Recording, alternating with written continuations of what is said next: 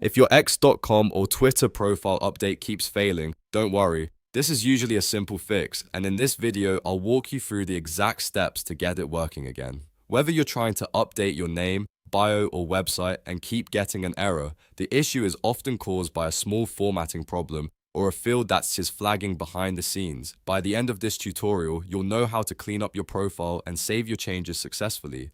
If this video helps, make sure to hit the like button and subscribe for more quick tech fixes just like this.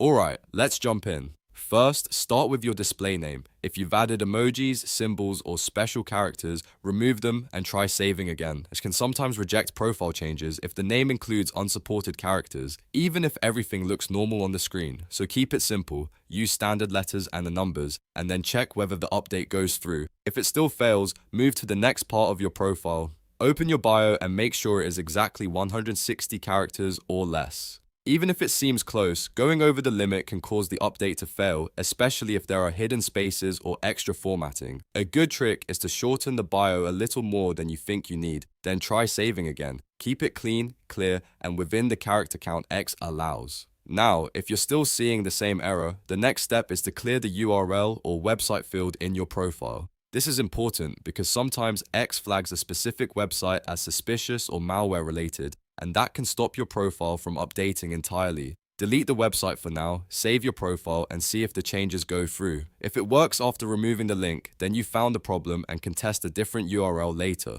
So to recap, remove emojis or special characters from your name, make sure your bio is 160 characters or less, and clear the website field if X is blocking a link. These 3 steps solve a lot of profile update issues fast, and in most cases, that's all you need to get your account saving properly again.